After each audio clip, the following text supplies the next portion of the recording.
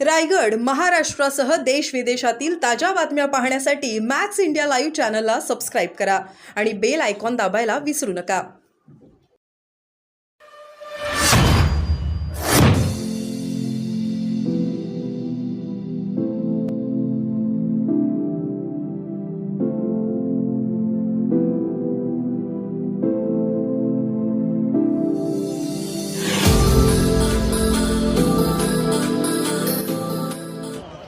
या राज्यामध्ये अनेक लोकांनी पूर्वीपासून त्याग केला. आज सुद्धा लोकशाही टिकण्यासाठी आम्ही सर्वजण प्रयत्न करत आहोत आणि लोकशाहीचा जो पाया आहे तो संविधान आहे. आज आपण विधानसभेच्या आवारामध्ये सुद्धा दर्शन घेतलं आणि माझ्या संविधानाचा एक महत्वपूर्ण प्रास्ताविक या ठिकाणी आपल्या सगळ्यांना बघायला मिळतं. आमच्या सगळ्यांचा प्रयत्न संविधान टिकावं, लोकशाही टिकावी. आता ईव्हीएम हा विषय आम्ही सर्वजण लढत आहोत. आमचं मत एवढंच आहे की महाराष्ट्रातल्या सामान्य लोकांच्या मनामध्ये ईव्हीएम मशीनबद्दल म्हणजे लोकशाहीबद्दल एक शंका उपस्थित झालेली आहे. आणि लोकशाहीमध्ये शंका असणं हे योग्य नाही. नेत्यांच्या मनामध्ये शंका असणं एक विषय झाला, तर सामान्य लोक सुद्धा ईव्हीएम बद्दल आता चर्चा करायला लागलेले. ही गोष्ट लोकशाहीसाठी योग्य नसल्यामुळे आमची विनंती आहे की जी काय आमच्या मनामध्ये शंका आहे किंवा लोकांच्या मनामध्ये शंका आहे ते कुठेतरी इलेक्शन कमिशननी ही त्याला क्लॅरिफिकेशन हे दिलं. देवेंद्र फडणवीस म्हणतात की हा संपूर्ण जो निकाल आहे तो लवकरात लवकर खोटं नाट्य नरेटिव्ह जे आहे ते शरद पवार पसरवत आहेत. बघा, त्यांचं मत आहे आता राज्याचे मुख्यमंत्री त्याचा मोबाईल येतो कोणाचा पक्षाची त्यांच्या सरकारची भूमिका तिथं मांडत आहेत. आदरणीय पवार साहेब लोकांची भूमिका मांडत आहेत. आम्ही सर्वजण आदरणीय पवार साहेबांबरोबर लोकांबरोबर तिथं आहोत. लोकांच्या मनामध्ये शंका असेल तर ती बोलून दाखवण्याची जबाबदारी ही आमच्या सगळ्यांची, म्हणून आम्ही दाखवत आहोत. शरद पवार त्या ठिकाणी गेलेले आहेत आणि काय सांगाल, कारण बॅलेट पेपरवर खरं तर निवडणूक मार्केटवाडी या ठिकाणी घेणार होते, मात्र झूक दिली नाही. एक तर तिथं असणाऱ्या सामान्य लोकांनी हिंमत दाखवली लोकशाही टिकवण्याची आणि बॅलेट पेपरवर मतदान व्हावं अशी इच्छा तिथं असणाऱ्या नागरिकांची होती. याच्यात तिथं जो प्रयत्न तिथं असणाऱ्या नागरिकांनी केला तो कुठेतरी सरकारकडनं पोलीस प्रशासन मोठ्या प्रमाणात तिथं गेल्यामुळे तो हाणून पाडला असं आपल्याला म्हणावं लागेल. याच्यातच लोकांची हिंमत आणि लोकांचा जो प्रयत्न याला पाठिंबा देण्यासाठी आदरणीय पवार साहेब आणि काही काँग्रेसचे नेते सुद्धा तिथे गेलेले आम्हाला समजतात. अमोल मिटकरी असं म्हणताय की सुरुवात जी आहे प्रयत्न जो आहे तिथून दबावाचा प्रयत्न झाला, तिथूनच मोठा उठाव सुरू करण्याचा प्रयत्न आहे. शेवटी एखादा लढा जेव्हा सामान्य लोक लढतात त्याला पाठिंबा देण्यासाठी नेत्यांना जावं लागतं, म्हणून तिथं पवार साहेब गेलेत असं मला वाटतं. राजीनामा द्या, लोकसभेपासूनच आपण सुरुवात करूया. लोकसभेच्या सुद्धा निवडणुका महाराष्ट्रातल्या पुन्हा एकदा घ्या आणि मग त्या बॅलेटवर घ्या, अशा पद्धतीचं विधान जे आहे ते अमोल मिटकरी करतात. एकतर बॅलेट पेपरची शाश्वती सरकारली इलेक्शन कमिशनली तिथं द्यावी आणि मग लोकसभा आणि विधानसभा महाराष्ट्राचे एकत्रित आपल्याला बॅलेट पेपरवर घेता येतील. मग शाश्वती पहिली द्यावी लागेल आणि शाश्वती दिली तर मग एकत्रित सगळ्या लढाई लढू. एखाद्या राज्यामध्ये फक्त बारामती नाही तर एकच मतदारसंघ हा कुठेतरी तिथं बॅलेटवर घ्यायचा आणि बाकी मोकळे ठेवायचं असं नसतं.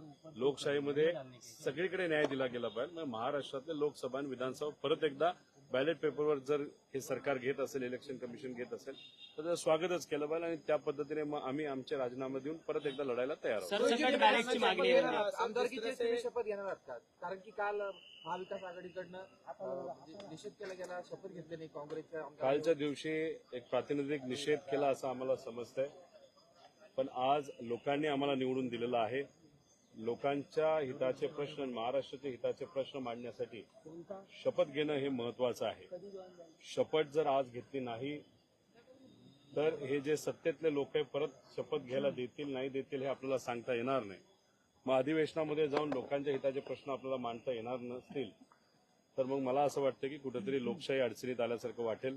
पुन्हा आज शपथविधी करावीच लागेल आणि केल्यानंतर महाराष्ट्राच्या हिताचे प्रश्न विधिमंडळामध्ये मांडण्याची संधी जी आम्हाला देईल त्याचं सोनं करून लोकांचं प्रतिनिधित्व 100% आम्ही सर्वजण करू.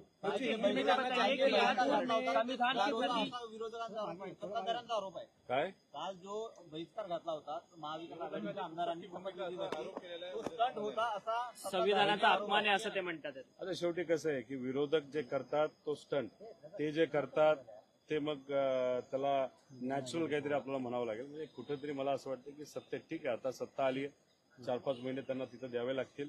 बघूया हे सरकार कसं त्या बाबतीत ते चालवत आहे, लोकांच्या हिताचे प्रश्न ते मांडतात का नाही हे आपल्याला तिथं बघावं लागेल. मी सुद्धा मुख्यमंत्री साहेबांच्या नावाने तिथं एक पत्र घेऊन आलेलो आहे. काही मतदारसंघाचे विषय आहेत, काही महाराष्ट्राचे विषय आहेत. कारण काल बोलत असताना त्यांनी सांगितलं की द्वेषाचं राजकारण न करता विकासाचं राजकारण ते करणार आहेत आणि विरोधक जर काही चांगले मुद्दे मांडत असतील तर मग विरोधक म्हणून मी तिथं काही मुद्दे त्यांना लिखित स्वरूपात देणार आहोत. बघू त्या बाबतीत ते काय करतात. संविधान की प्रति आपके हाथ में है, आज शपथ ग्रहण लेंगे. की रोहित पवार यांना कुठेतरी प्रतोद पदापासून डावललं, त्यामुळे तुम्ही नाराज आहात. रोहित पाटील यांना प्रतोद केलं. आदरणीय पवार साहेबांनी सुद्धा सांगितलेलं आहे, मी सुद्धा सांगितलेलं आहे की रोहित पाटलांचं नाव असेल तसंच इतरही नेत्यांचं नाव जेव्हा विचारण्यात आलं की कोणाला कुठलं पद तिथं द्यावं, आम्ही सगळ्यांनी मिळून जी नावं तिथं पुढे आणली त्यांनाच तिथं पद दिलेलं आपण सगळ्यांनी बघितलेलं आहे. त्यामुळे विरोधक काय बोलतात याच्यापेक्षा आम्ही काय भूमिका घेतली हे जास्त महत्वाचे. आणि पवार साहेबांनी स्वतः त्या बाबतीत स्पष्टीकरण दिलेलं आहे, मी सुद्धा स्पष्टीकरण दिलेलं आहे. त्यामुळे आता विरोधकांना विचारून त्यांचाही आणि लोकांचाही वेळ घालवणं योग्य नाही असं मला वाटतं. हिंदी में बताइए, संविधान की प्रति आपके हाथ में ली है, शपथ भावनिक ग्रहण. राजकारण करण्याचा प्रयत्न महाविकास आघाडी करते असा आरोप भाजपकडून होतोय. विषय एवढाच आहे की तुम्ही कुठल्याही सामान्य व्यक्तीला जाऊन विचारा की ईव्हीएमवर तुम्हाला विश्वास आहे का. लोकच म्हणतात की आमचा विश्वास आता ईव्हीएमवरनं उठलेला आहे. जेव्हा लोक शंका घ्यायला लागतात ईव्हीएमच्या बद्दल मग लोकशाही धोक्यात आली असं आपल्याला कुठे तिथं म्हणावं लागेल. आणि पूर्वी असं होत नव्हतं, पण आता काही आकडेवारी आपण बघितली, 74 लाख मतदान अचानक तिथं वाढलं आणि बरेच काही मुद्दे आहेत. आणि ह्या सगळ्या गोष्टी बघितल्यानंतर लोक जर शंका घ्यायला लागले. आमचं मत एवढंच आहे की लोक जर शंका घेत असतील तर शंकेचं निराकरण तिथं झालं पाहिजे आणि लोकशाहीला हे परवडणारं नाही. आणि आम्ही निवडून आलेले लोक त्याच्याबद्दल बोलतो, म्हणजे मी बोलतोय, जानकर भाऊ बोलतायत, जे निवडून आले तेच म्हणत आहेत की ईव्हीएम मध्ये कुठं ना कुठेतरी तिथं शंका घेण्यासारखं आहे. आणि येत्या काळामध्ये जिल्हा परिषद, पंचायत समिती, महानगरपालिका, परत लोकसभा, परत विधानसभा हे जे इलेक्शन आपल्याला लढायचे असतील आणि सामान्य लोकांना जर संधी द्यायची असेल मग तिथं 100% आपल्याला हे जे काही शंका आहेत त्या कुठेतरी त्याचं निराकरण झालं पाहिजे असं आमचं सगळ्यांचं मत आहे. हिंदी में बताइए कि संविधान की प्रति आपके हाथ में ली है, आज जो विपक्ष के नेता है वो शपथ ग्रहण लेने वाले हैं, सत्ता पक्ष से पॉलिटिकल स्ट्रैटेजी कर रहे हैं. देखो, लोकशाही रहनी चाहिए ऐसा हम सबका कहना है. संविधान ये जो अपना बेस है लोकशाही का, इसको ताकत देनी बहुत इम्पोर्टेंट है और इसी के विचार से हम सब लड़ते हैं. तो आज शपथ विधि का कार्यक्रम है एमएलए का, तो हम सब यहाँ पे आए हैं और वहाँ पे हम लोगों के प्रति, महाराष्ट्र के प्रति वहाँ पे शपथ लेंगे. एक सवाल है, एक हेडलाइन बन रही है, लातूर से आ रही है, जहाँ पे 100 किसान ऐसे हैं जिनको वक्फ बोर्ड के लिए इस्तेमाल किया है, जबकि वो जनरेशन से वहाँ पे खेती कर रहे हैं. बहुत बड़ा सवाल बन रहा है. अभी देखो वहाँ पे इन्वेस्टिगेशन करना पड़ेगा, कैसे नोटिस आया, क्यों आया, उसका कारण क्या है, उसका बेस क्या है, वो देखने के बाद ही उस पर कुछ हम कमिट कर सकते हैं. रोहित जी, कल ममता बनर्जी ने ये कहा कि इंडिया गठबंधन का नेतृत्व करने के लिए तैयार है. अगर बाकी नेता कल पवार साहब ने भी जो है वो समर्थन सीधे तौर पे तो नहीं, लेकिन सांकेतिक तौर पे समर्थन जो है वो पवार साहब ने भी दिया है, क्या कहेंगे? देखो, इंडिया ब्लॉक जो है वहाँ पे लोकशाही है, वहाँ पे डेमोक्रेसी है, वहाँ पे जो भी नेता है, कांग्रेस के हो या दूसरे मित्र पक्ष के हो, वहाँ पे उनका मत वहाँ पे बोलने का वहाँ पे सबको संधि मिलती है. तो वहाँ पे ममता दीदी ने वहाँ पे कहा है उनके मन में जो है. अभी बाकी जो नेता है उसके बारे में निर्णय लेंगे, वो देखते हैं क्या होता है आगे. रोहित जी, महबूबा मुफ्ती की बेटी ने कहा कि हिंदुत्व जो है एक बीमारी है, उस स्टेटमेंट को आप किस तरीके से देखते हैं? देखो, ऐसे कोई भी विषय के बारे में या कोई भी इतर समाज के बारे में ऐसा स्टेटमेंट देना योग्य नहीं है. और दूसरा जो हिंदुत्व शब्द है वो वैसे देखा जाए तो बहुत रीसेंट वाला शब्द है. मतलब वहाँ पे सावरकर जी ने वो शब्द वहाँ पे निकाला था, लेकिन हिंदू संस्कृति जो है वो हजारों साल पहले से चलते आई है. तभी कभी कभार पॉलिटिकल एजेंडा अगर किसी को आगे लेके जाना है तो हिंदुत्व के बारे में बोलते हैं, लेकिन हम सब हिंदू संस्कृति समझने वाले लोग हैं और हिंदू संस्कृति हजारों सालों से पहले से आई है.